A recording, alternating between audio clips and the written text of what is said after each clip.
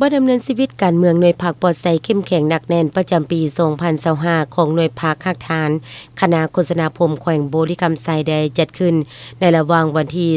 13-14 พฤศจิกายน 2025 อยู่ที่ห้องประชุมของตนโดยภายใต้การเป็นประธานและเผยแพร่เอกสารของสหายวันไซเงียจันทศรเลขาคณะพรรคฮักฐานคณะโฆษณาพรมแขวงมีคณะสุขอยู่กองประชุมบรรดาสมาชิกพรรคภายในหน่วยฮักฐานเข้าร่วมดำเนินชีวิตการเมืองครั้งนี้ก็เพื่อเสริมขยายบทบาทการนำพาของพรรคในเงินไขพรรคกำอำนาจเด็ดเดี่ยวปรับปรุงแก้ไขจุดอ่อนข้อคงค้างภายในพรรคแนใส่เสื้อสู่บทบาทความสามารถนำพาของหน่วยพรรคและยกสูงความเป็นแบบอย่างนำหน้าของคณะพรรคสมาชิกพรรคสร้างให้คณะพรรคมีความปลอดภัยเข้มแข็งหนักแน่นเพื่อยกสูงคุณภาพของหน่วยพรรคและสมาชิกพรรคให้มีการหันเปลี่ยนอย่างต่างหน้า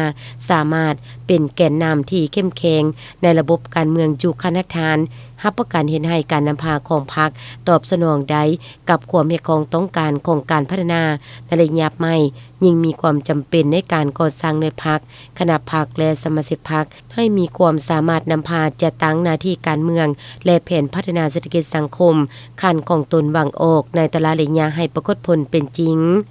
สำหรับการดำเนินชีวิตการเมืองในครั้งนี้เพื่อเป็นการเปิดกว้างประชาธิปไตยภายในพรรคในการตำหนิส่งข่าวซึ่งกันและกัน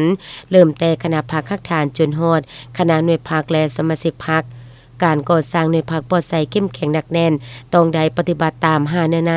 พื้นฐานที่กำหนดไว้ตามคำสั่งของกรมการเมืองศูนย์กลางพรรคเลขที่ 01 กมสพลงวันที่ 3 มังกร 2018ฉะนั้นคณะพรรคแต่ละคันทั่วองค์คณะพรรคแขวง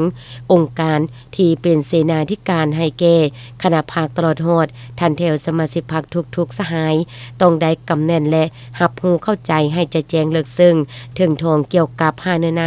และบรรดานิติกรรมที่เกี่ยวข้องเอกสารที่นำมาเสริมซึมในครั้งนี้ประกอบด้วยเอกสารคำสั่งของกรมการเมืองศูนย์กลางพรรคเลขที่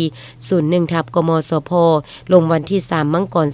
2018ว่าด้วยการเพิ่มทวีการก่อสร้างพรรคปลอดภัยเข้มแข็งหนักแน่นคำสั่งของคณะประจำพรรคแขวงเลขที่ 827 คปพศลงวันที่ 23 กรกฎาคม 2018ว่าด้วยการเพิ่มทวีการก่อสร้างหน่วยพรรคปลอดภัยเข้มแข็งหนักแน่นและเอกสารคำสั่งแนะนำของคณะจะตั้งศูนย์กลางพรรคเลขที่ 28 คจสพลงวันที่ 14 กุมภาพันธ์ 2025เกี่ยวกับการก่อสร้างหน่วยพรรคปลอดภัยเข้มแข็งหนักแน่นทั้งนี้ก็เพื่อเป็นบนอิงในการสำรวจกวดการแต่ละคาจัดประเภทคุณภาพของสมาชิกพรรคและหน่วยพรรค